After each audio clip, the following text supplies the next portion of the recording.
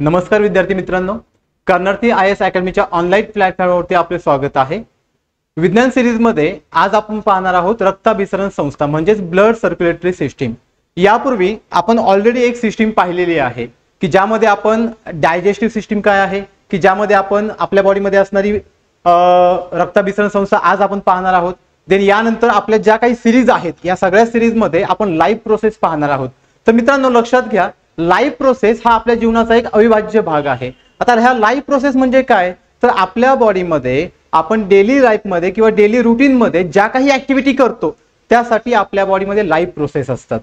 मग ज्यावेळेस आपण लाईव्ह प्रोसेस मध्ये कोणत्याही ऍक्टिव्हिटी करतो, मग लक्षात घ्या ह्या लाईव्ह प्रोसेस साठी आपल्याला ऑर्गॅन किंवा ऑर्गॅन सिस्टीमची गरज पडते। आपण यापूर्वीच्याही लेक्चर मध्ये की आपण ज्यावेळेस डायजेस्टिव्ह सिस्टीमचा स्टडी केला होता की त्या सिस्टीम मध्ये आपण पाहिलं होतं की आपल्या बॉडीमध्ये जे काही नंबर ऑफ ऑर्गॅन आहेत किंवा ऑर्गॅन सिस्टीम आहेत हे ज्यावेळेस सोबत काम करत असताना एक सिस्टीम रन करतात, एक संस्था रन करतात। आणि ज्यावेळेस अशा सगळ्या संस्थांपासून एक बॉडी तयार होते तर त्या बॉडीमध्ये होणाऱ्या सगळ्या ऍक्टिव्हिटींना आपण लाईव्ह प्रोसेस म्हणतो। मग त्याच लाईव्ह प्रोसेस मधला आपला आजचा एक भाग आहे तो म्हणजे रक्ताभिसरण संस्था किंवा ब्लड सर्क्युलेटरी सिस्टीम। तर मित्रांनो प्रत्येक सजीवामध्ये रक्ताभिसरण किंवा सर्क्युलेटरी सिस्टीम खूप महत्त्वाचा रोल प्ले करते। महत्त्वाचा का प्ले करते, तर रक्ताभिसरण संस्था ही एक कॅरियर आहे, एक वाहतूक करणारी संस्था आहे की जे आपल्या बॉडीमध्ये युजफुल पार्टिकल असतील किंवा मे बी हार्मफुल पार्टिकल असतील। मग ज्यावेळेस आपण युजफुल पार्टिकल म्हणजेच आपल्या बॉडीला लागणारी एनर्जी आणि हार्मफुल पार्टिकल म्हणजे आपल्या बॉडीमध्ये असणारे घातक पदार्थ, ज्यावेळेस यांचं वहन करायचं असेल तर यांच्या वहनासाठी आपल्याकडे सगळ्यात महत्त्वाची संस्था म्हणजे रक्ताभिसरण संस्था। मग ज्यावेळेस आपण रक्ताभिसरण संस्थेचा स्टडी करतो त्या स्टडीमध्ये आपल्याला काही पार्टिकल खूप महत्त्वाचे आहेत। For example blood, without blood आपल्याकडे रक्ताभिसरण संस्था कामच करू शकत नाही, किंवा ब्लड कॅरी करणारे काही घटक किंवा काही ऑर्गॅन की ज्यांना आपण ब्लड व्हेसल्स म्हणतो म्हणजेच रक्तवाहिन्या म्हणतो। मग लक्षात घ्या मित्रांनो, आपल्याकडे रक्तवाहिन्या आहेत, आपल्याकडे ब्लड आहेत, देन आपल्याकडे यांना सगळ्यांना कॅरी करणारा किंवा यांना सगळ्यांना पंप करणारा एक महत्त्वाचा ऑर्गॅन किंवा महत्त्वाचा अवयव म्हणजे हार्ट आहे म्हणजेच हृदय आहे। जर आपण या सगळ्यांना कंबाईन केलं तर आपल्याकडे सिस्टीम तयार होते, त्या सिस्टीमलाच आपण काय म्हणणार आहोत, रक्ताभिसरण संस्था। मग ज्यावेळेस आपण रक्ताभिसरण संस्थेचा अभ्यास करतो त्यावेळेस आपल्याला हे तीन पार्ट खूप महत्त्वाचे आहेत। मग आजचा आपला जो भाग आहे हा भाग स्टडी करायला गेलो तर खूप मोठा आहे, म्हणून आपण या लेक्चरला वेगवेगळ्या पार्टमध्ये डिवाइड करणार आहोत। त्यामध्ये एका पार्टमध्ये आपण रक्ताभिसरण संस्थेचा ज्या काही ब्लड व्हेसल्स आहेत त्याचा अभ्यास करणार आहोत। दुसऱ्या पार्टमध्ये आपण तिथे असणारा जो पंपिंग ऑर्गन म्हणजे आपलं जे हृदय आहे त्याचा अभ्यास करणार आहोत। आणि तिसऱ्या पार्टमध्ये आपण ह्या दोघांमध्ये जेवढे काही PYQ आलेले आहेत ते पाहणार आहोत। मग आपला आजचा जो सेशन आहे हा पार्ट 1 चा आहे। मग यामध्ये आपण फक्त ब्लड व्हेसल्स काय आहेत, त्या ब्लड व्हेसल्स मध्ये असणारं ब्लड कशा प्रकारे फ्लो होतं, त्या ब्लडचं काम काय आहे ते आपण पाहणार आहोत। मग लक्षात घ्या, ज्यावेळेस आपण सर्क्युलेटरी सिस्टीम पाहतो ही सर्क्युलेटरी सिस्टीम बॉडीमध्ये सर्क्युलेशन करते।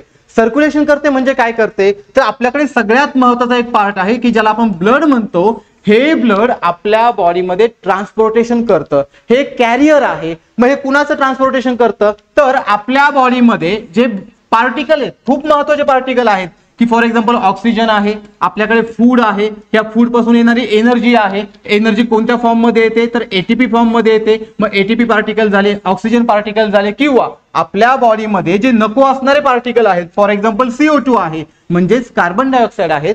जर यांचं आपल्याला कॅरियर करायचं असेल किंवा यांचं ट्रान्सपोर्टेशन करायचं असेल तर सगळ्यात महत्त्वाचा पार्ट आहे ब्लड, कारण ब्लड यांना सोबत घेतो। आणि जर ब्लडने यांना सोबत घेतलं तर ब्लड यांना सर्क्युलेटरी सिस्टीम म्हणजे रक्ताभिसरण संस्थेमार्फत पूर्ण बॉडीमध्ये फिरवण्याचं काम करतो। मग लक्षात घ्या मित्रांनो, जर आपल्याकडे ब्लडच नसेल तर आपल्या बॉडीमध्ये O2 ट्रान्सपोर्ट होणार नाही, आपल्या बॉडीमध्ये CO2 बाहेर पडणार नाही। जर O2 CO2 बाहेर पडले नाही किंवा आतमध्ये आले नाही तर याचा अर्थ आपली बॉडी कोणतंही कार्य करणार नाही। म्हणजे आपल्या बॉडीला सस्टेन होण्यासाठी किंवा आपल्या बॉडीला आपल्या जीवनक्रिया चालवण्यासाठी ब्लड खूप महत्त्वाचा आहे। ब्लड महत्त्वाचा आहे म्हणजेच आपल्या बॉडीमध्ये जेवढ्या काही लाईव्ह प्रोसेस आहेत त्या सर्व आपल्यासाठी महत्त्वाच्या आहेत। मग लक्षात घ्या, प्रत्येक लाईव्ह प्रोसेस ही एकमेकांवरती डिपेंड असते। आता सर्क्युलेटरी सिस्टीमचा जर विचार केला तर ही श्वसन संस्थेवरती डिपेंड आहे। मग श्वसन संस्थेवरती का, तर इथे आपण दोन पार्टिकल पाहिले, एक ऑक्सिजन आणि दुसरा कार्बन डायऑक्साइड। ऑक्सिजन आणि कार्बन डायऑक्साइड हे मेजरली आपल्याकडे असणाऱ्या रेस्पिरेटरी सिस्टीम म्हणजे श्वसन संस्थेवरती डिपेंड आहेत.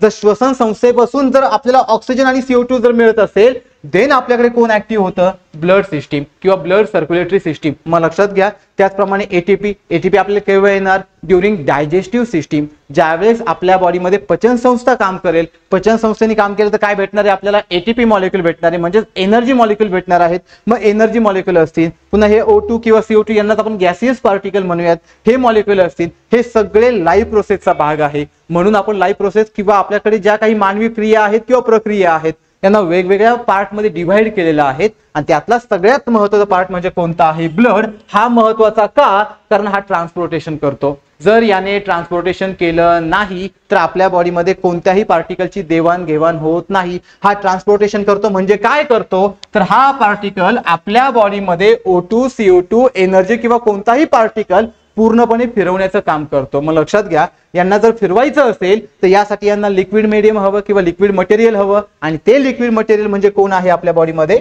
तर ब्लड आहे. मग ज्यावेळेस ब्लड आपल्या बॉडीमध्ये मुवमेंट करतात तर त्यांची मुवमेंट आपल्या बॉडीमध्ये इनव्हॉलंटरी असते. मित्रांनो दोन गोष्टी खूप महत्त्वाच्या आहेत.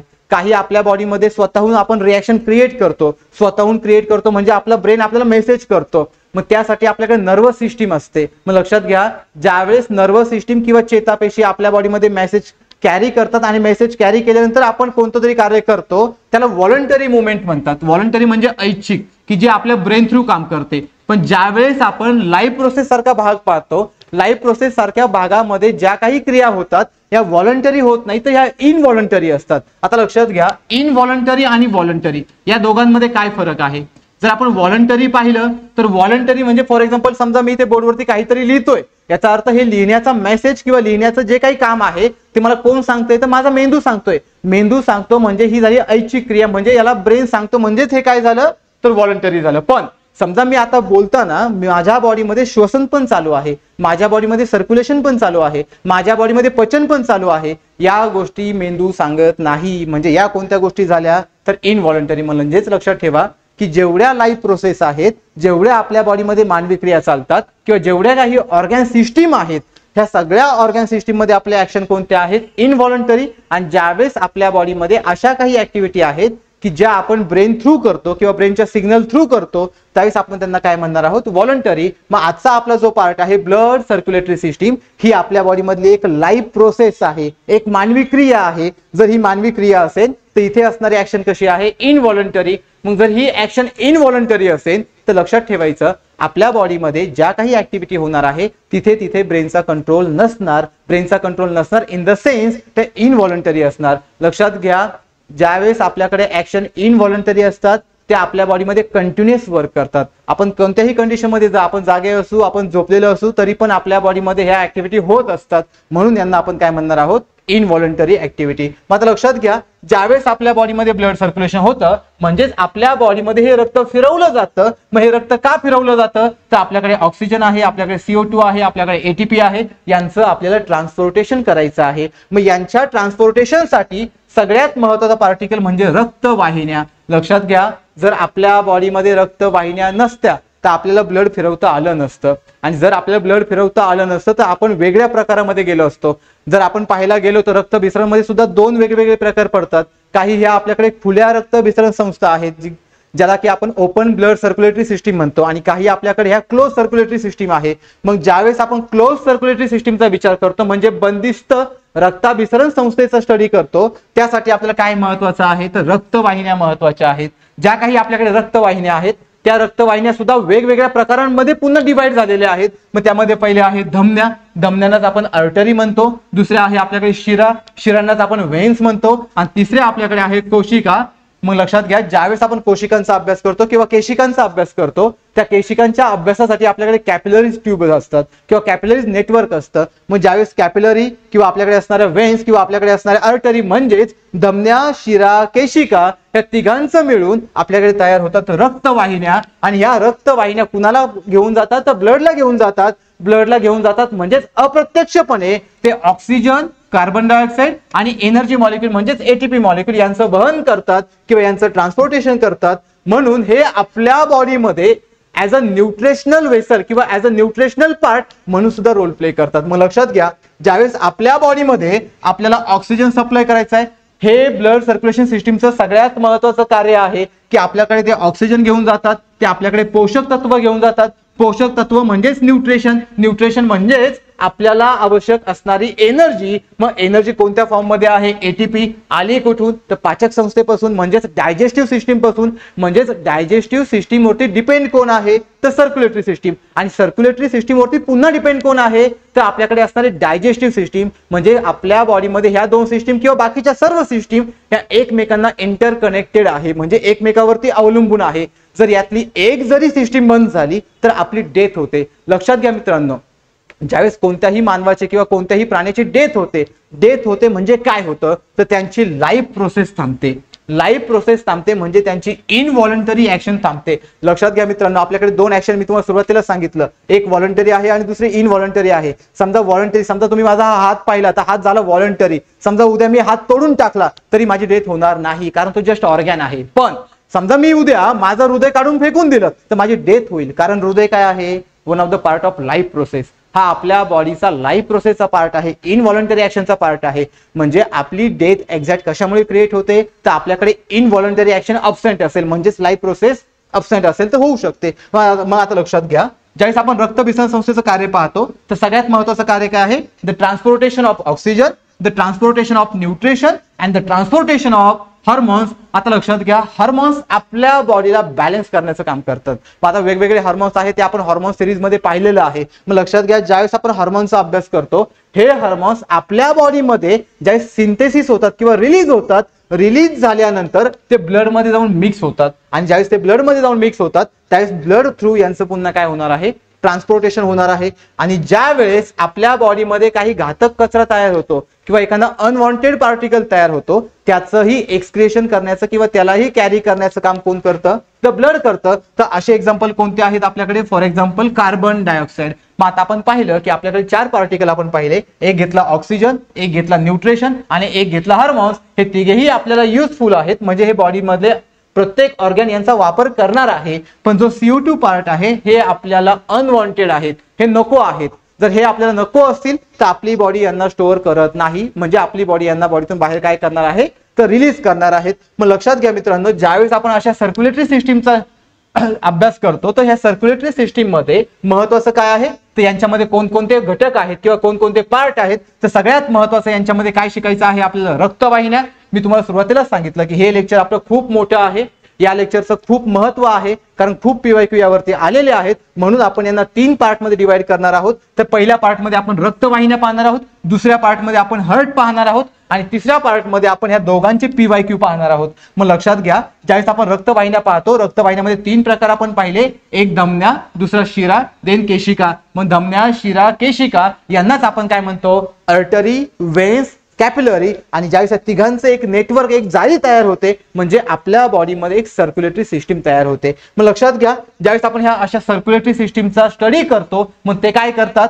तर कॅरी करतात किंवा ट्रान्सपोर्टेशन करतात. तर कुणाला कॅरी करणार? ते ऑक्सिजनला, पोषक तत्वांना, देन हार्मोन्सला किंवा CO2 ला. मात्र लक्षात घ्या, या सगळ्या सिस्टीमचा शोध आपल्याकडे सर्वात पहिल्यांदा कोणी लावला? तर सायंटिस्टचं नाव आहे विलियम हार्वे. विलियम हार्वे हे असे व्यक्ती आहेत की त्यांनी पहिल्यांदा ब्लड सर्क्युलेटरी सिस्टीम काय आहे, तिचं काम काय आहे हे शोधण्याचं काम केलं. लक्षात घ्या, आपण ज्यावेळेस भरपूर वेळेस पाहतो की आपल्या बॉडीमध्ये काहीतरी ऍक्टिव्हिटी होतं, समजा आपल्याला कुठेतरी कापलं किंवा कुठेतरी काहीतरी इंजुरी झाली तर ब्लड फॉर्मेशन होतं, किंवा आपल्या बॉडीमध्ये आपल्याकडे एखादा डिसीज झाला असेल तर तो पूर्ण बॉडीमध्ये सर्क्युलेट होतो, किंवा आपल्याकडे जे काही डिसीज आहे, काही इन्फेक्शियस डिसीज असतात की जे इन्फेक्टेड पर्सन पासून आपल्याला होऊ शकतात. मग हे सगळं जे होण्याचं कारण आहे ना, त्याला एकच कारण आहे, ते म्हणजे आपल्या बॉडीमध्ये असणारं ब्लड सर्क्युलेटरी सिस्टीम. ज्यावेळेस आपल्या बॉडीमध्ये एखादा पार्ट येतो तो पूर्ण बॉडीमध्ये फिरवला जातो, आणि त्याला फिरवण्याचं काम कुणाचं आहे? तर आपल्या बॉडीमध्ये असणाऱ्या ब्लडचं आहे. आणि या ब्लडला फिरवण्याचं काम कुणाचं आहे? तर हार्टचं आहे. लक्षात घ्या,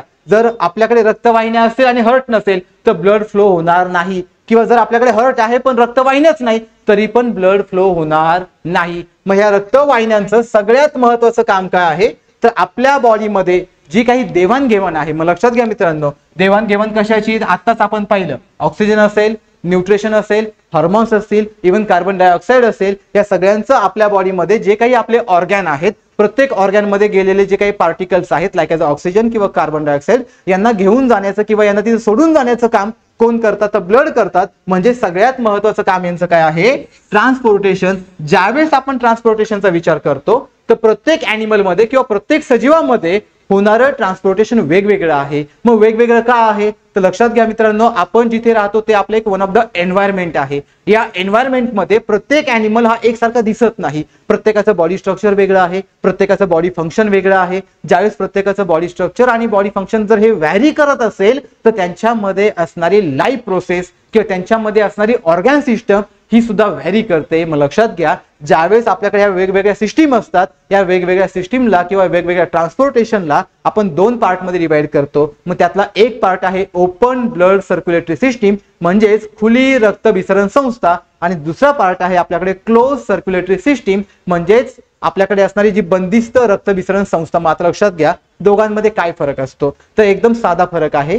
मी तुम्हाला सुरुवातीला सांगितलं होतं की कोणत्याही रक्तभिसरण संस्थेसाठी काही घटक महत्त्वाचे असतात. मग त्यामध्ये आपल्याकडे हार्ट आहे म्हणजे आपला हृदय आहे, दुसरा म्हणजे आपला रक्तवाहिन्या आहे, तिसरा म्हणजे ब्लड आहे. मग लक्षात घ्या, ज्या ॲनिमलकडे विशिष्ट रक्तवाहिन्या नसतात त्यांना म्हणायचं ओपन. लक्षात घ्या, त्यांना काय म्हणायचं? ओपन ब्लड सर्क्युलेटरी सिस्टीम म्हणजे खुली रक्तभिसरण संस्था. मग त्यांना ओपन का म्हणायचं? तर सगळ्यात महत्त्वाचं म्हणजे आपल्या बॉडीमध्ये जे काही ब्लड फ्लो होतं ते दोन गोष्टी कॅरी करून फ्लो होतं. तर लक्षात घ्या, दोन गोष्टी कोणत्या? अशा भरपूर गोष्टी आहेत, पण आता आपल्याला या संस्थेसाठी दोन गोष्टी खूप महत्त्वाच्या आहेत. एक म्हणजे O2 म्हणजे ऑक्सिजन, आणि दुसरा म्हणजे कार्बन डायऑक्साईड. मात्र लक्षात घ्या, ज्यावेळेस ब्लड मध्ये ऑक्सिजन मिक्स झालेलं असतं त्याला म्हणतात O2 कंटेनिंग ब्लड किंवा ऑक्सिजनेटेड ब्लड, आणि ज्यावेळेस ब्लड मध्ये CO2 मिक्स झालेला असतो त्याला म्हणतात डीऑक्सिजनेटेड ब्लड. मग लक्षात घ्या, समजा मी आता ऑक्सिजन घेतला, ऑक्सिजन गेला लंग्स मध्ये, लंग्स मधून गेला हार्ट मध्ये, ज्यावेळेस तो हार्ट मध्ये जातो त्यावेळेस तो ब्लड मध्ये मिक्स होतो. अशा रक्ताला किंवा अशा ब्लडला मी काय म्हणणार? O2 containing blood. म्हणजे जिथे ऑक्सिजन आहे त्याला म्हणायचं ऑक्सिजन युक्त रक्त, म्हणजेच ते झालं ऑक्सिजनेटेड ब्लड. आणि हे ऑक्सिजनेटेड ब्लड माझ्या बॉडीमध्ये असणारा जो काही हृदय आहे त्याला पंप करणार, त्याला प्रेशर देणार, त्या प्रेशरने ते प्रत्येक अवयवांकडे किंवा प्रत्येक ऑर्गॅनकडे जाणार, म्हणजे ते फिरवलं जातं. आणि फिरवल्यानंतर ते येताना म्हणजे ज्यावेळेस ते हृदयाकडे पुन्हा वापस येतं तर वापस येताना ते काय घेऊन येणार आहे?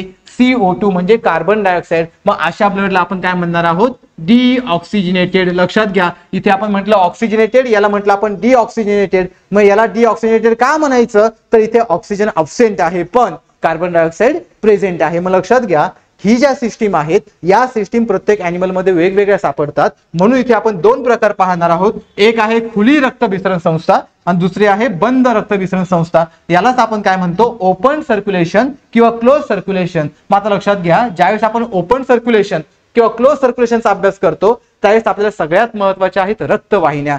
मुलांनो किंवा मित्रांनो, ज्या रक्तवाहिन्या आहेत त्या रक्तवाहिन्या खूप महत्त्वाच्या आहेत. रक्तवाहिन्यामध्ये आपण तीन प्रकार पाहिले होते. आपल्याकडे केशिका आहेत. केशिका ही डायरेक्ट पेशीपर्यंत पोहोचलेली असते. जर आपण धमन्यांचा विचार केला तर धमन्या ह्या डायरेक्टली ऑर्गॅन पर्यंत किंवा डायरेक्टली पेशींपर्यंत जात नाही. मग पेशींपर्यंत जे रक्त घेऊन जायचं आहे त्यासाठी आपल्याला केशिका म्हणजेच कॅपिलरीची गरज असते. जर आपण खुली रक्तभिसरण संस्था पाहिली तर यामध्ये आपल्याला केशिका किंवा आपल्याला धमन्या किंवा आपल्याला वेन्स ह्या सापडत नाहीत, म्हणजे ह्या इथे अब्सेंट असतात. जर अशा रक्तवाहिन्या इथे अब्सेंट असतील तर याचा अर्थ यांच्यामध्ये ऑक्सिजनेटेड ब्लड आणि डीऑक्सिजनेटेड ब्लड म्हणजे शुद्ध रक्त आणि अशुद्ध रक्त हे मिक्स होतं. म्हणून अशा प्रकाराला आपण काय म्हणणार आहोत? खुली रक्तभिसरण संस्था किंवा ओपन सर्क्युलेटरी सिस्टीम. मात्र लक्षात घ्या, या ओपन सर्क्युलेटरी सिस्टीम मध्ये आताच आपण पाहिलं की रक्तभिसरणसाठी ज्या काही रक्तवाहिन्या आहेत त्या रक्तवाहिन्या इथे नसतात. म्हणजेच ज्या काही विशिष्ट वाहिन्या आहेत त्या आपल्याला इथे सापडत नाही. विशिष्ट वाहिन्या सापडत नसल्यामुळे ऑक्सिजनेटेड ब्लड आणि डीऑक्सिजनेटेड ब्लड म्हणजे शुद्ध रक्त आणि अशुद्ध रक्त यांना आपण वेगळ्या प्रकारे घेऊन जाऊ शकत नाही. म्हणजे ते एकमेकांमध्ये मिक्स होऊ शकतात. याचा अर्थ शुद्ध रक्त आणि अशुद्ध रक्त यांचं सेपरेटली ट्रान्सपोर्टेशन होणार नाही. म्हणजे ते एका पॅसेज मध्ये. मग लक्षात ठेवायचं, जर आपण कोणताही ॲनिमल पाहिला की ज्या ॲनिमल मध्ये विशिष्ट रक्तवाहिन्या नाहीत म्हणजे त्यांच्याकडे रक्त मिक्स होणार आहे. रक्त मिक्स होणार आहे म्हणजे कोणतं रक्त मिक्स होणार आहे? तर एक शुद्ध रक्त आणि एक अशुद्ध रक्त. ज्यावेळेस आपल्याकडे ऑक्सिजनेटेड आणि डीऑक्सिजनेटेड ब्लड एकाच चेंबरमध्ये येणार आहे, तर अशा चेंबरला आपण लुमेन म्हणतो. तर लक्षात घ्या, ज्यावेळेस आपण लुमेनचा अभ्यास करतो, लुमेन म्हणजे काय, जर आपण आपलं स्टमक पाहिलं तर स्टमक एक पाऊच सारखा, एक पिशवीसारखा भाग आहे. मग असाच पिशवीसारखा भाग काही प्राण्यांमध्ये असतो. असे प्राणी की ज्या प्राण्यांमध्ये कोणत्याही प्रकारच्या रक्तवाहिन्या नाहीत. जर रक्तवाहिन्या नसेल तर इमॅजिन करा मित्रांनो की अशा वेळेस सगळं ब्लड, म्हणजे ज्या ब्लडमध्ये ऑक्सिजन आहे म्हणजे शुद्ध रक्त आहे, ज्या रक्तामध्ये ऑक्सिजन नाही म्हणजे कार्बन डायऑक्साइड आहे म्हणजे अशुद्ध रक्त आहे, हे सगळं मिक्स होतं, हे सगळं एकत्र येतं. ज्या ठिकाणी एकत्र येतं तो एक ओपन पॅसेज असतो, एक मोकळी जागा असते, आणि अशाच मोकळ्या जागेला आपण काय म्हणणार आहोत, तर लुमेन म्हणणार आहोत. मग जर आपण या डायग्राम मध्ये पाहिलं तर आपल्याला कळतंय की यांच्याकडे कोणत्याही प्रकारची सर्क्युलेटरी सिस्टीम नाही, म्हणजे रक्तवाहिन्या नाही. लक्षात घ्या, रक्तवाहिन्या नाही म्हणजे हे काय झाले, हे खुल्या रक्त विसरण संस्थेमध्ये आले, म्हणजे हे झाले ओपन सर्क्युलेटरी सिस्टीमचा एक पार्ट. जर हे ओपन सर्क्युलेटरी सिस्टीमचा एक पार्ट असतील तर यांच्यामध्ये जे काही ब्लड आहे ते मिक्स होणार. जर आपण ही डायग्राम व्यवस्थित पाहिली तर इथे फक्त आपल्याला हर्ट दिसतोय. लक्षात घ्या, रक्त विसरण संस्थेसाठी 3 पार्ट महत्वाचे आहेत. आपण सुरुवातीला पाहिलं, एक म्हणजे ब्लड. ब्लड असेल तरच आपल्याकडे काहीतरी ट्रान्सपोर्टेशन होणार आहे, पण ब्लडला ट्रान्सपोर्ट करण्यासाठी एक पाईप हवा, एक ट्यूब हवी. ती ट्यूब म्हणजे रक्तवाहिन्या. मग लक्षात घ्या, ब्लड हवंय, रक्तवाहिन्या हवेत, पण त्या रक्ताला प्रेशर हवा. प्रेशर देण्याचं काम कोणाचं आहे, तर हार्टचं आहे, म्हणजे हृदयाचं आहे. मग जर आपल्याकडे या तिघांचं नेटवर्क तयार होत असेल तर तिघांपासून एक सिस्टीम बनते. त्या सिस्टीमला म्हणतो आपण ऑर्गॅन सिस्टीम, आणि ह्याच ऑर्गॅन सिस्टीमचं नाव काय आहे, तर ब्लड सर्क्युलेटरी सिस्टीम, म्हणजेच रक्त विसरण संस्था आहे. जर रक्त विसरण संस्थेमध्ये आपल्याकडे रक्तवाहिन्या नसेल, फक्त हृदय असेल, तर त्या रक्ताला प्रेशर मिळतो किंवा त्या लिक्विडला प्रेशर मिळतो, पण तो प्रेशर सेपरेटली फ्लो होत नाही, म्हणजे वेगळ्या रीतीने वाहत नाही, तर तो एकत्र वाहतो. आणि ज्यावेळेस तो एकत्र वाहतो त्यावेळेस शुद्ध रक्त आणि अशुद्ध रक्त हे आपल्याला एकाच पॅसेज मध्ये मिळतं. अशा पॅसेजला आपण काय म्हणतो, लुमेन. आणि लुमेन ही एक मोकळी जागा असते की ती जागा तिथे असणारं जे काही लिक्विड आहे किंवा जे काही ब्लड आहे त्याला साठवण्याचं किंवा त्याला तिथून ट्रान्सपोर्टेशन करण्याचं काम करते. मग आता लक्षात घ्या, ज्यावेळेस आपण अशा वेगवेगळ्या जागा पाहतो, मग ह्या वेगवेगळ्या जागांमध्ये, मग आता वेगवेगळ्या जागा म्हणजे काय, की जर आपण ॲनिमल पाहिले तर लक्षात घ्या, या बायोडायव्हर्सिटी मध्ये वेगवेगळे ॲनिमल आहेत. प्रत्येक ॲनिमलचे जो काही लुमेनची साईज आहे किंवा प्रत्येक ॲनिमल मध्ये असणारे जो काही लुमेन आहेत यांच्या जागा वेगवेगळ्या असतात. ज्यावेळेस यांच्या जागा वेगवेगळ्या असतात पण यांच्या बॉडीमध्ये रक्तवाहिन्या नसल्यामुळे यांचं शुद्ध रक्त आणि अशुद्ध रक्त काय होतं, मिक्स होतं. आणि ज्यावेळेस ते मिक्स होतं याचा अर्थ त्यांच्या बॉडीमध्ये जे काही सेपरेट करणारा पार्ट आहे म्हणजेच रक्तवाहिन्या आहेत ते आपल्याला अब्सेंट मिळतात. मग लक्षात घ्या, मग असे आपल्याकडे कोणते ॲनिमल आहेत, तर आपल्याकडे 2 ॲनिमल आहेत. एक आहे फायलम आर्थ्रोपोडा आणि दुसरा आहे फायलम मोलस्का. आता लक्षात घ्या, हे 2 फायलम, ज्यावेळेस आपण ॲनिमल क्लासिफिकेशन, प्राण्यांचं वर्गीकरण स्टडी करणार आहोत, प्राण्यांच्या वर्गीकरणामध्ये हे 2 फायलम खूप महत्वाचे आहेत. या 2 फायलमवरती भरपूर PYQ दिसतात. त्यातला जो फायलम आर्थ्रोपोडा आहे हा सगळ्यात मोठा फायलम आहे, सगळ्यात लार्जेस्ट फायलम आहे. आणि जो फायलम मोलस्का आहे म्हणजे संघ मोलस्का आहे, हा 2 नंबरचा मोठा फायलम आहे. तर लक्षात घ्या मित्रांनो, ह्या 2 फायलम मध्ये जे काही ॲनिमल येतात किंवा जे काही ॲनिमल यातनं बिलॉंग होतात हे सगळे ॲनिमल आपल्याला कसे दिसतात रे, खुल्या रक्त विसरण संस्थेचे. मग ज्यावेळेस आपण यांचा अभ्यास करतो, लक्षात घ्या, समजा आपण आपला विचार केला तर आपल्याकडे खुली रक्त विसरण संस्था नाही, आपल्याकडे काय आहे, एक क्लोज सर्क्युलेटरी सिस्टीम आहे. म्हणजे आपण या दोघांमध्ये जाणार का, नाही, तर आपला वेगळा फायलम आहे. आपण कशामध्ये येतो, आपण व्हर्टिब्रेट ॲनिमल मध्ये येतो. आपल्याकडे एक व्हर्टिब्रल कॉलम आहे, आपल्या बॉडीमध्ये सिस्टीम आहे, आपल्या बॉडीमध्ये ऑर्गॅनचं नेटवर्क आहे, आणि या ऑर्गॅनच्या नेटवर्कने एक आपल्याकडे एक प्रॉपर सिस्टीम बनवलेली आहे. तसं या ॲनिमल मध्ये आपल्याला सापडत नाही. मग असे 2 ॲनिमलचा ग्रुप सापडतात, एक आहे फायलम मोलस्का, दुसरा आहे फायलम आर्थ्रोपोडा. हे दोनही फायलम लक्षात ठेवा. या दोनही फायलमचा आपण डीप मध्ये केव्हा स्टडी करणार आहोत, ज्यावेळेस आपण प्राण्यांचं वर्गीकरण पाहणार आहोत. प्राण्यांच्या वर्गीकरणामध्ये हे 2 प्राण्यांचं वर्गीकरण खूप महत्वाचं आहे, कारण आयोगाने यावरती खूप वेळा प्रश्न विचारलेला आहे. मग त्यातला मोलस्का हा सेकंड लार्जेस्ट फायलम आहे, म्हणजे 2 नंबरचा मोठा प्राणी संघ आहे. आणि जो आपला दुसरा आहे तो म्हणजे संघ आर्थ्रोपोडा किंवा फायलम आर्थ्रोपोडा, हा आपल्याकडे सगळ्यात मोठा फायलम आहे. सगळ्यात मोठा किंवा सेकंड लार्जेस्ट फायलम म्हणजे काय, तर सगळ्यात जास्त ॲनिमल त्या ग्रुपमध्ये इन्व्हॉल्व आहेत. ज्यावेळेस कोणत्याही ग्रुपमध्ये सगळ्यात जास्त ॲनिमल इन्व्हॉल्व असतात त्यावेळेस तो मोठा फायलम असतो, आणि ज्यावेळेस त्याच्यापेक्षा थोडे कमी ॲनिमल हे दुसऱ्या ग्रुपमध्ये इन्व्हॉल्व असतात त्यावेळेस तो सेकंड लार्जेस्ट फायलम बनतो. मग असे 2 फायलम आहेत, एक आर्थ्रोपोडा आणि दुसरा मोलस्का. ह्या सगळ्या ॲनिमलमध्ये आपल्याला काय पाहायला मिळतात, तर आपल्याला ओपन सर्क्युलेटरी सिस्टीम पाहायला मिळते, म्हणजेच इथे आपल्याला अब्सेन्स ऑफ ब्लड वेसल्स म्हणजे रक्तवाहिन्या नसतात.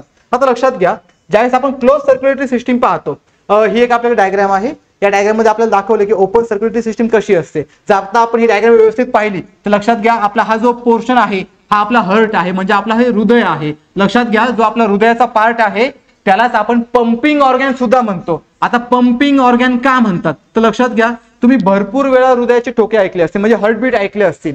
ज्यावेळेस आपण हार्टबीटचा आवाज ऐकतो म्हणजे ते ब्लडला प्रेशराईज करतात, ब्लडला पुढे ढकलतात. ज्यावेळेस ते ब्लडला पुढे ढकलतात त्यावेळेस ते एक साऊंड क्रिएट करतात. अशा साऊंडला लव अँड डब म्हणतात. लक्षात घ्या, काय म्हणतात? लव अँड डब साऊंड. आता लव म्हणजे काय? ज्यावेळेस आपल्या हृदयाकडे ब्लड येतं त्यावेळेस ते एक पहिला आवाज करतं, त्या आवाजाला म्हणतात लब. आणि ज्यावेळेस हृदयातून रक्त निघून जातं पुन्हा इथे एक आवाज करतं, त्या आवाजाला म्हणतात डब. मग लक्षात घ्या, लव अँड डब हे दोन आवाज ज्यावेळेस क्रिएट होतात, हे क्रिएट होतात पंपमुळे. पंप म्हणजे प्रेशर. मग लक्षात घ्या, या लव अँड डबलाच आपण आपल्या हृदयाचे ठोके म्हणजे हार्टबीट म्हणतो. आणि असे हार्टबीट आपल्या बॉडीमध्ये एका मिनिटामध्ये 72 वेळा होतात. मग लक्षात घ्या, एका मिनिटामध्ये 72 वेळा होतात म्हणजे यांचा स्पीड खूप फास्ट असतो. तर एका लव डबचा आपल्याकडे जो स्पीड आहे तो जवळपास असतो 0.8 सेकंद. लक्षात घ्या, महत्वाची फॅक्ट आहे, एक्झामला येऊ शकते. ज्यावेळेस आपण 0.8 सेकंदचा विचार करतो त्यातलाही अर्ध्यापेक्षा जास्त वेळ हा लवला लागतो. लव साऊंड साठी जवळपास वेळ लागतो 0.5 सेकंद आणि डब साठी आपल्याला वेळ लागतो 0.3 सेकंद.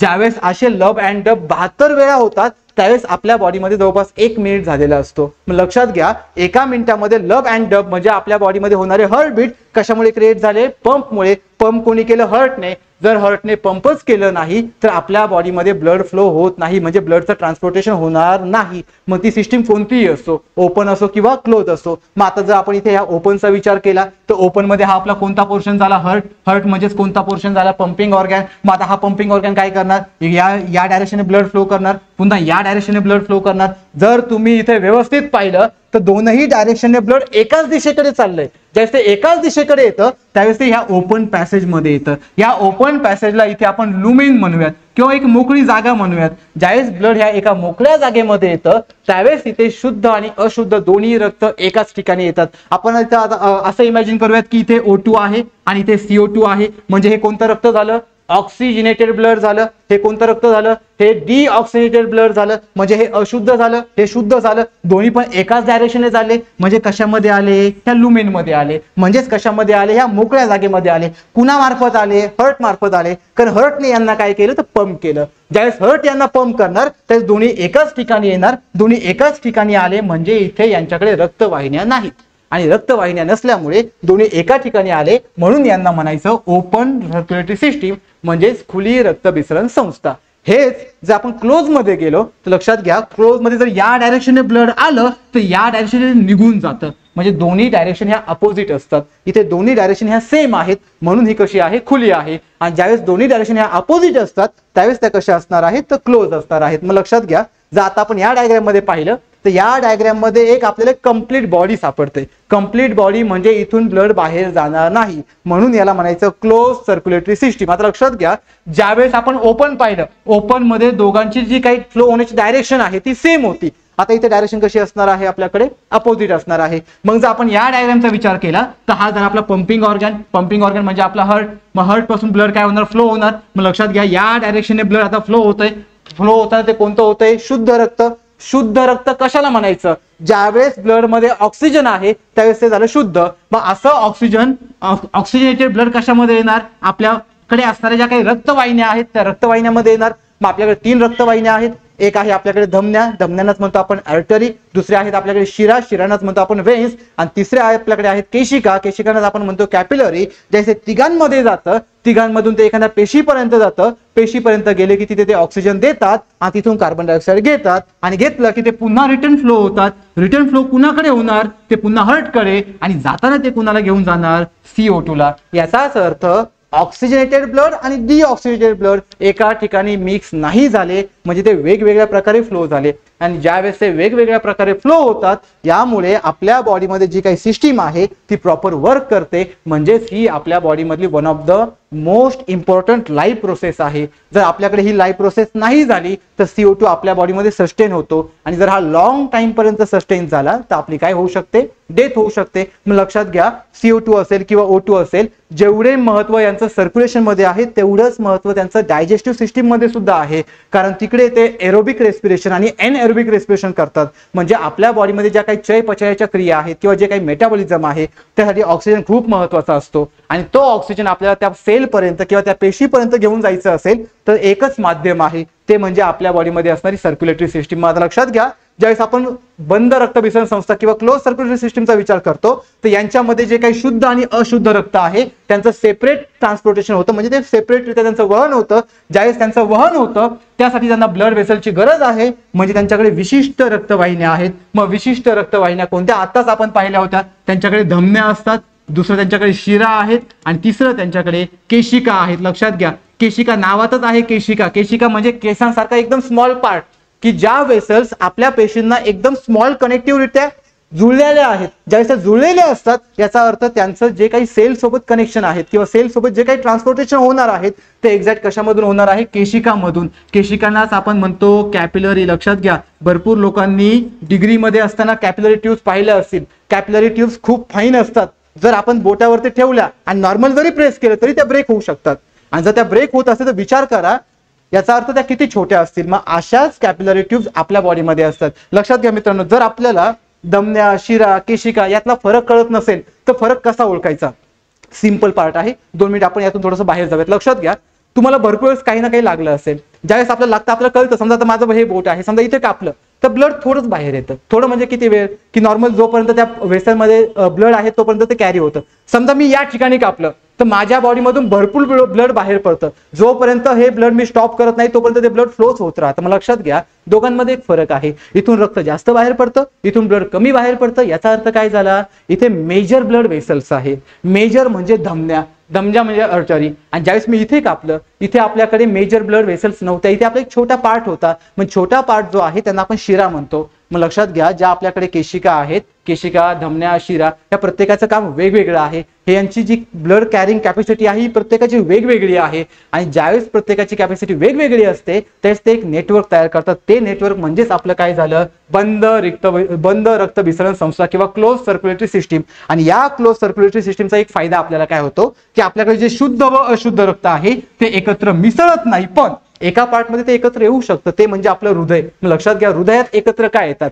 तर आपल्या हृदयामध्ये 4 कंपार्टमेंट असतात. हे आपण सेकंड पार्टमध्ये पाहणार आहोत. मग लक्षात घ्या, हे 4 कंपार्टमेंटचं काम काय आहे की एका कंपार्टमेंटमध्ये सिंपल लक्षात ठेवा की इमॅजिन करा की हे आपलं हृदय आहे. या हृदयामध्ये 4 कंपार्टमेंट आहे. एका बाजूला आपण म्हणू डावी बाजू, एका बाजूला म्हणू आपण उजवी बाजू. समजा डाव्या बाजूमध्ये ऑक्सिजनेटेड ब्लड येत असेल तर हे ऑक्सिजनेटेड ब्लड देन कशामध्ये जाणार आहे? पुन्हा उजव्या बाजूमध्ये. म्हणजे ते उजव्या बाजूमध्ये जाईल तिथून पुढे ते कोणतं ब्लड होणार आहे? आपल्याकडे CO2 कंटेनिंग ब्लड, म्हणजे आपल्याकडे इथे डिऑक्सिजनेटेड ब्लड असणार आहे. मग अशा प्रकारे ते पुन्हा आपल्या पूर्ण बॉडीमध्ये फिरणार, पुन्हा ते डाव्या बाजूकडे येणार, पुन्हा ते उजव्या बाजूकडे, पुन्हा ते पूर्ण बॉडीमध्ये फिरणार. अशा प्रकारे ते आपल्या बॉडीमध्ये ट्रान्सपोर्ट केलं जातं. आणि ट्रान्सपोर्ट करताना एका ठिकाणी जे येतं ते म्हणजे हृदय. मग हृदय काय करतं? त्यामध्ये ऑक्सिजन ऍड करतं. पुन्हा ज्यावेळेस ते रक्त फिरून येतं त्यावेळेस ते CO2 घेऊन येतं. पुन्हा हृदय CO2 काढून घेतं, ते पुन्हा आपल्या लंग्सकडे टाकून देतं. मग लंग्स पुन्हा आपल्या श्वसन प्रक्रिये थ्रू त्याला बाहेर टाकतं, पुन्हा ऑक्सिजन घेतो, पुन्हा ऑक्सिजन आपल्या लंग्सकडे जातो, पुन्हा लंग्सकडून तो हार्टकडे जातो, पुन्हा हार्टमधून तो ब्लडमध्ये मिक्स होतो, पुन्हा तो शरीरामध्ये फिरवला जातो. आणि अशा प्रकारे आपल्या बॉडीमध्ये ज्या सिस्टीम चालतात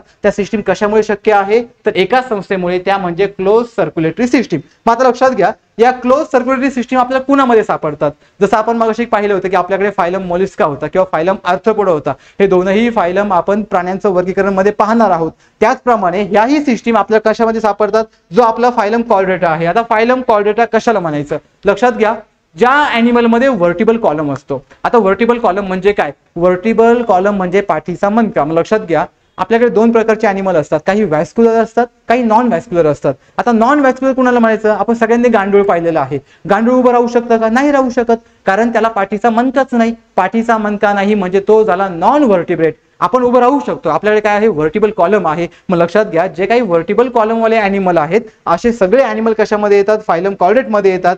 किंवा फायलम कॉर्डेटमध्ये जर यांचा इन्व्हॉल्व होत असतील तर याच्यामध्ये पुन्हा वर्गीकरण पडतात. फॉर एक्झाम्पल, यांच्यामध्ये मॅमल्स आहेत, यांच्यामध्ये उभयचर आहेत, यांच्यामध्ये सस्तन आहेत, यांच्यामध्ये सरपटणारे आहेत, यांच्यामध्ये मासे आहेत. मग ज्या सगळ्या ॲनिमलमध्ये व्हर्टिबल कॉलम आहेत म्हणजेच व्हर्टिब्रेट आहेत, म्हणजेच त्यांचा ग्रुप झाला कॉर्डेट. आणि ह्या सगळ्या कॉर्डेटमध्ये आपल्याला कोणती सिस्टीम पाहायला मिळते? तर क्लोज सर्क्युलेटरी सिस्टीम म्हणजे बंद रक्तभिसरण संस्था. मग आता लक्षात घ्या, ज्यावेळेस आपण या दोनही सिस्टीमचा अभ्यास करतो, या दोनही सिस्टीमच्या अभ्यासामध्ये आपल्याला एक कॉमन डिफरन्स सापडतो. तो म्हणजे त्यांच्यामध्ये असणारे कॉमन घटक. आता लक्षात घ्या, जर कॉमन घटक आपण पाहिले, आपला हा पार्ट 1 चालू आहे. पार्ट 1 मध्ये आपण फक्त रक्तभिसरण संस्था पाहतोय. मग रक्तभिसरण संस्थेमध्ये आपण काय पाहणार आहे? फक्त सर्क्युलेटरी सिस्टीम. पार्ट 2 मध्ये आपण हार्ट पाहणार आहे. मग आपला जो पार्ट 1 चा घटक आहे तेवढाच आपण इथे पाहतोय. मग पार्ट 1 च्या घटकमध्ये 3 पार्ट महत्वाचे आहेत. कोणकोणते? एक रक्तवाहिन्या, देन रक्त, देन हृदय. मात्र लक्षात घ्या त्यातला रक्त आणि हृदय हे आपण 5 सेकंड मध्ये आहे. जो रक्तवाहिन्या आहे, रक्तवाहिन्यामध्ये आपल्याला 3 रक्तवाहिन्या महत्वाच्या आहेत. एक धमन्या, दुसरा शिरा आणि तिसरा कॅपिलरी म्हणजेच केशिका. मग ज्यावेळेस आपण ह्या रक्तवाहिन्यांचा अभ्यास करतो, रक्तवाहिन्यांचा अभ्यास करताना जर रक्तवाहिन्या असतील तर त्या झाल्या क्लोज. लक्षात घ्या ती कोणती सिस्टीम झाली? क्लोज. आणि जर रक्तवाहिन्या नसतील तर ती सिस्टीम काय झाली? ओपन, जे की आता आपण पाहिलेलं आहे. मग बाकीचे हे दोनही पोर्शन ह्या दोनही मध्ये प्रेझेंट असतात. मग या दोघांमध्ये काय कॉमन आहे? रक्त आणि हृदय.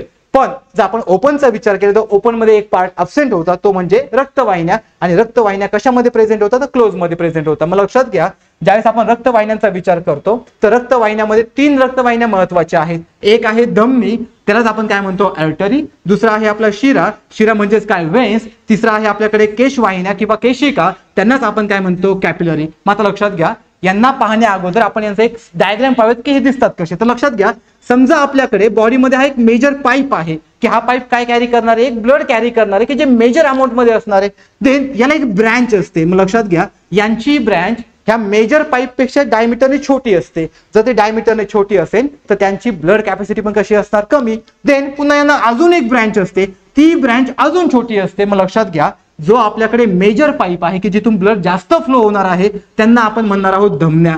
त्यांना आपण काय म्हणणार आहोत? धमन्या.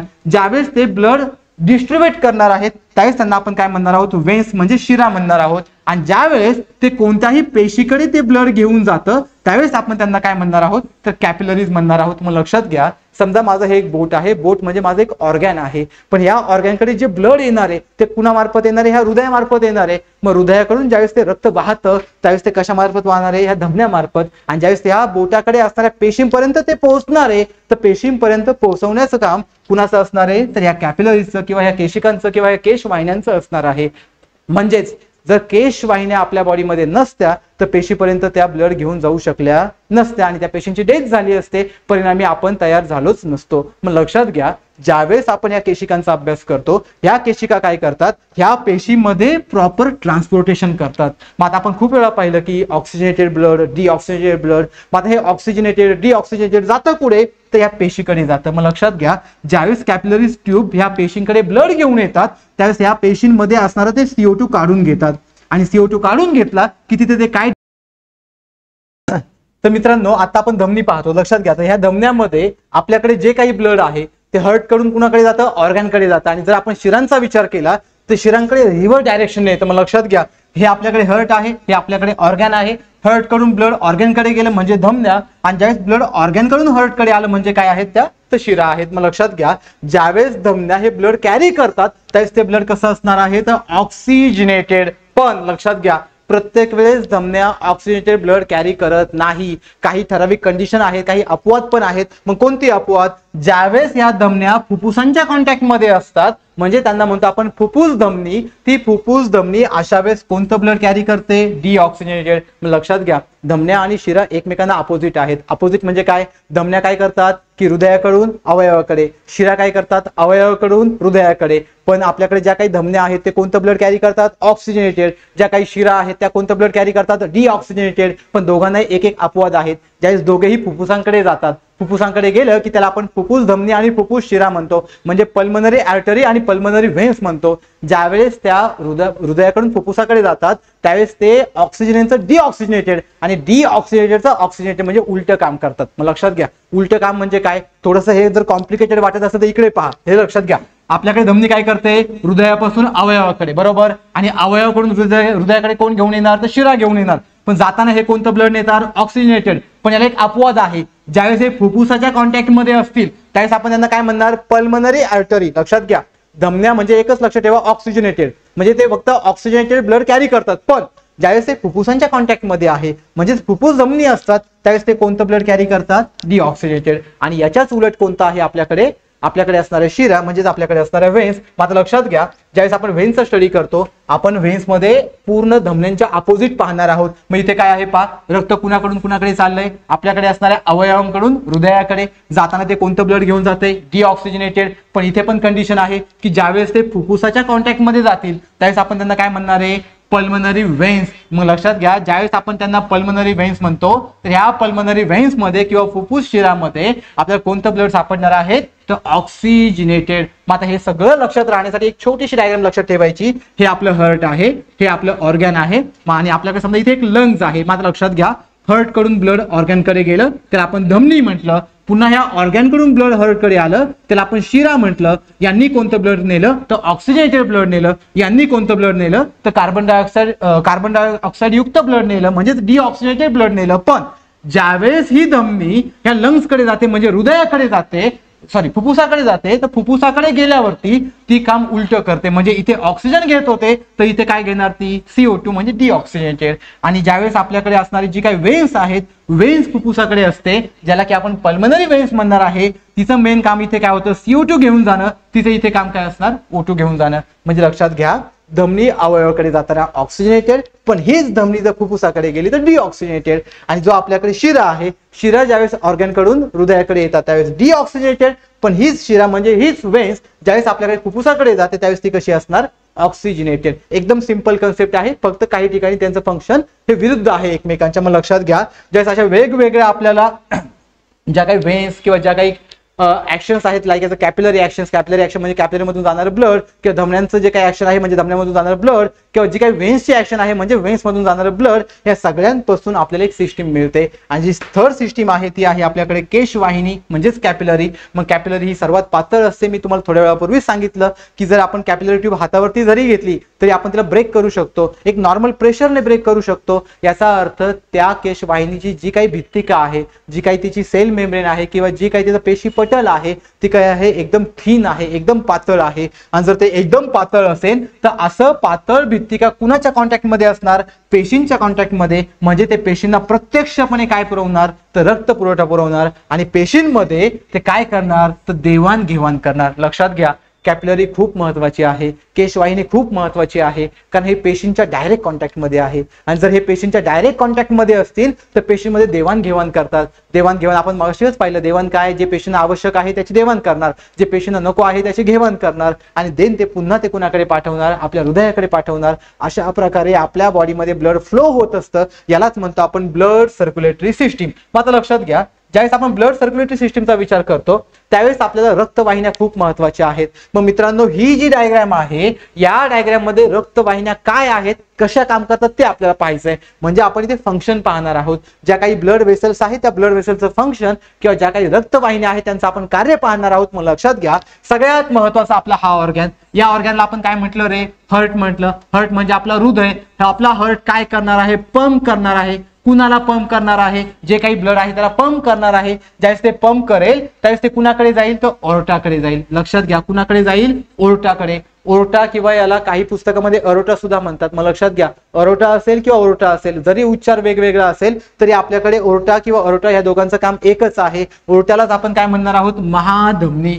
महाधमनी म्हणजे हे रक्त कॅरी करणार आहेत. हे कोणतं रक्त कॅरी करणार आहे, तर ऑक्सिजनेटेड. म्हणजे यांच्या ब्लड मध्ये ऑक्सिजन मिक्स असणार आहे. म्हणजे हे रक्त झालं ऑक्सिजनेटेड ब्लड. हे ब्लड आता कुणाकडे आलं, ओरट्याकडे आलं. म्हणजे ही एक मेन पाईप आहे. आता या मेन पाईपला आपल्याला इथे एक ब्रँच दिसते, बरोबर. मात्र लक्षात घ्या, ब्रँच आहे म्हणजे आता इथे डिव्हिजन होणार आहे.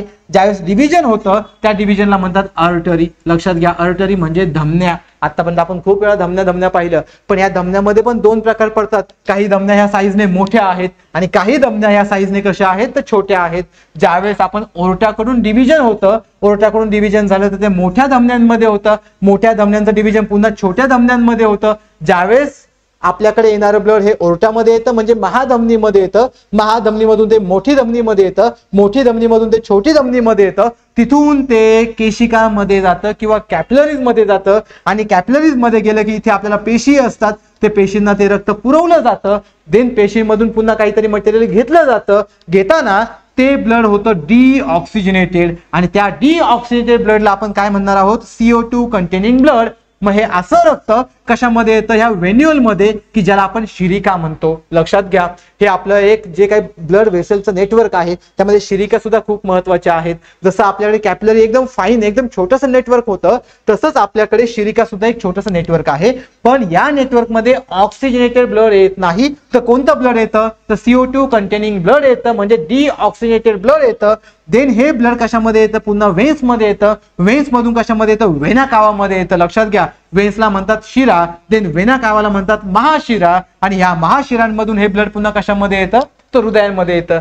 ज्यावेळेस हे ब्लड पुन्हा हृदयामध्ये येतं याचा अर्थ हे डायरेक्शनने फिरतंय, आणि डायरेक्शनने ज्यावेळेस फिरतं त्यावेळेस ते आपल्या कार्यांमध्ये फंक्शन बदलतं. फंक्शन कशामुळे बदलतं, तर तिथे असणाऱ्या ह्या ब्लड व्हेसल्स किंवा तिथे असणाऱ्या ह्या रक्तवाहिन्या. मग रक्तवाहिन्यांचा क्रम लक्षात ठेवा. आता आपण डावीकडून उजवीकडे चाललेलो आहोत. ज्यावेळेस डावीकडून उजवीकडे जातो, डावीकडे ऑक्सिजनेटेड ब्लड आहे, उजव्या साईडला डिऑक्सिजनेटेड ब्लड आहे. ऑक्सिजनेटेड ब्लड कोणी कॅरी केलं, तर महाधमनी, धमनी. मात्र धमन्यामध्ये दोन प्रकार, मोठी धमनी, छोटी धमनी. ह्या धमन्यांमधून कशामध्ये आलं, केशिकामध्ये, म्हणजेच केशवाहिनीमध्ये, म्हणजेच कॅपिलरीमध्ये. इथे आपल्या ते पेशींच्या कॉन्टॅक्टमध्ये गेले, पेशींमधून पुन्हा त्यांनी रक्त काढून घेतलं, रक्त सप्लाय केलं, तिथे पुन्हा त्यांनी देवाणघेवाण केली, पुन्हा ते ब्लड कसं झालं, डिऑक्सिजनेटेड म्हणजे CO2 कंटेनिंग झालं. ते कुणाकडे आलं, शिरिकामध्ये म्हणजे व्हेन्युअल मध्ये आलं. व्हेन्युअल मधून कुणाकडे गेलं, शिरामध्ये म्हणजे व्हेन्स मध्ये गेलं. व्हेन्स मधून कुणाकडे आलं, व्हेना कावा. आता इकडे जसं आपण पाहिलं की साईज मोठी छोटी छोटी, तसं इकडे छोटी छोटी पुन्हा मोठी. मग लक्षात घ्या, शिरा असेल, शिरिका असेल, महाशिरा असेल, म्हणजे व्हेना कावा असेल, हे सगळे जण CO2 कंटेनिंग ब्लड कॅरी करतात. आणि हे ब्लड कुठे जातं, आपल्याकडे पुन्हा हार्ट मध्ये. पुन्हा इथे आपल्याकडे लंग्स आहे, पुन्हा हे लंग्स मध्ये जातं. पुन्हा लंग्स तिथून पुन्हा O2 CO2 पुन्हा मिक्स होतो. पुन्हा ते ब्लड कुणाकडे येतं, पुन्हा हार्ट मध्ये. पुन्हा या वेने ते आपल्या बॉडीमध्ये कंटिन्युअसली सर्क्युलेट होत असतं. यालाच म्हणतो आपण आपल्या बॉडीमध्ये जी काही क्लोज सर्क्युलेटरी सिस्टीम आहे तिथे असणारं ज्या काही आपल्याकडे केशवाहिन्या आहेत, ज्या काही धमन्या आहेत किंवा ज्या काही व्हेन्स आहेत त्यांचं कार्य. लक्षात घ्या,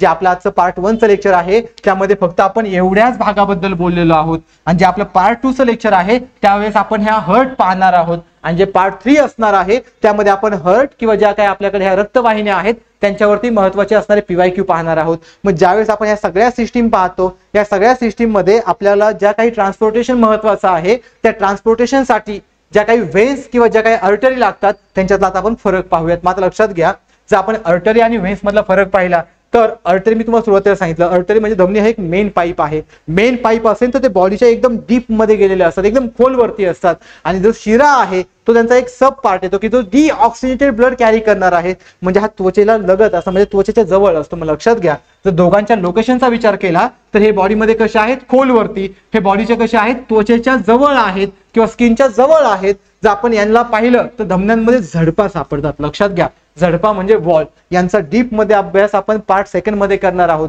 पार्ट 2 मध्ये ज्यावेळेस आपण हृदयाचा अभ्यास करणार आहे त्यावेळेस आपण पाहणार की वॉल काय आहेत. मग ज्यावेळेस आपण धमन्या पाहतो, धमन्यांमध्ये आपल्याला झडपा नसतात. ज्यावेळेस आपण शिरा पाहतो, शिरांमध्ये झडपा असतात. लक्षात घ्या, दोन गोष्टी, पहिले त्यांची लोकेशन, दुसरं त्यांच्याकडे असणारे वॉल. इकडे वॉल नाहीत, तिकडे वॉल आहेत. जर आपण त्यांचा ब्लड प्रेशर पाहिला तर लक्षात घ्या, सगळ्यात जास्त ब्लड प्रेशर म्हणजे ऍज कम्पेअर टू व्हेन्स कुणाचा सापडतो, आपल्याला धमन्यांचा. आणि ज्यावेळेस आपण शिरांकडे जातो तर शिरांचा जो काही ब्लड प्रेशर आहे तो आपल्याला ऍज कम्पेअर टू ज्या काही आपल्याकडे अर्टरी आहे किंवा ज्या काही धमन्या आहेत त्यांच्यापेक्षा कमी सापडतो. मग लक्षात घ्या, ज्या काही आपल्याकडे धमन्या आहेत जर प्रेशर जास्त असेल, मित्रांनो आपल्याला एक गोष्ट समजते, जेवढा डायमीटर मोठा असतो ना एखाद्या पाईपचा तेवढा तिथे आतमध्ये दाब कमी असतो, म्हणजे प्रेशर कमी असतो. आणि जर डायमीटर आपण कमी केला तर प्रेशर वाढतो. सेम कंडिशन आपल्याकडे व्हेन्स आणि अर्टरीच्या बाबतीत आहे. जर आपण अर्टरीचा विचार केला तर ह्या भित्तिका जाड असतात. मग भित्तिका जाड कशामुळे आहे, कारण रक्तदाब जास्त आहे. मग रक्तदाब जास्त आहे म्हणजे आतमध्ये पोकळी कमी आहे. पोकळी कमी म्हणजेच डायमीटर कमी. हेच जर आपण इकडे गेलो तर इकडे रक्तदाब खूप कमी आहे म्हणजे भित्तिका पातळ असणार. लक्षात घ्या, रक्तदाब जास्त होत्या म्हणून भित्तिका जाड होत्या, रक्तदाब कमी आहे म्हणून भित्तिका कशा आहेत, पातळ आहेत. जर भित्तिका पातळ असेल तर आतमध्ये पोकळी पण कशी असणार, जास्त असणार. आणि पोकळी जास्त म्हणजेच इनडायरेक्टली रक्तदाब काय झाला, आपल्याकडे कमी झाला. मग लक्षात घ्या, ज्यावेळेस आपण धमन्या आणि व्हेन्सचा अभ्यास करतो तर हे पॉईंट आपल्याला बेसिक पॉईंट आहेत, खूप महत्वाचे आहेत. मग आता लक्षात घ्या, ज्यावेळेस आपल्याकडे पूर्ण रक्तवाहिन्या एक सिस्टीम तयार करतात, ह्या रक्तवाहिन्यांपासून जी काही सिस्टीम तयार होते ही सिस्टीम आपल्या बॉडीमध्ये जी काही ब्लड सर्क्युलेटरी सिस्टीम आहे त्याला क्लोज कडे घेऊन जाते, आणि ज्यावेळेस ती त्याला क्लोज कडे घेऊन जाते त्यावेळेस आपला एक टाईप तयार होतो, तो म्हणजे क्लोज सर्क्युलेटरी सिस्टीम. मित्रांनो, आजचा आपण जे लेक्चर पाहिलं, या पूर्ण लेक्चरमध्ये आपण फक्त रक्तवाहिन्या पाहिल्या, आणि जो आपला पार्ट सेकंड असणार आहे त्या पार्ट सेकंड मध्ये आपण काय पाहणार आहोत, हार्टचा स्टडी करणार आहोत. मग लक्षात घ्या मित्रांनो, रक्तवाहिन्या आणि हार्ट ह्या दोघांपासून जी सिस्टीम तयार होते त्यालाच म्हणतो आपण रक्तभिसरण संस्था किंवा ब्लड सर्क्युलेटरी सिस्टीम. मित्रांनो, आय होप की तुम्ही आजचं लेक्चर एन्जॉय केलं असेल. असेच जर तुम्हाला पुढचे लेक्चर एन्जॉय करायचे असतील तर तुम्ही आपल्या YouTube चॅनलला सबस्क्राईब करा, जेणेकरून तुम्हाला आपल्या चॅनलच्या नोटिफिकेशन येत राहतील आणि तुम्ही प्रत्येक लेक्चरचा आनंद घेत राहतात. लक्षात घ्या मित्रांनो, ह्या सगळा स्टडी आपल्या आयुष्यासाठी किंवा आपल्या बॉडीसाठी खूप महत्त्वाचा आहे. यांना फक्त एक्झाम ओरिएंटेड पाहू नका, हे आपल्या लाईफचा एक अविभाज्य भाग आहे. जर आपल्याला ह्या सगळ्या भागांचं नॉलेज असेल तर आपल्याला त्या पूर्ण आयुष्याचा आनंद घेता येतो. त्यामुळे ह्या लेक्चरचा आनंद घ्या. थँक्यू.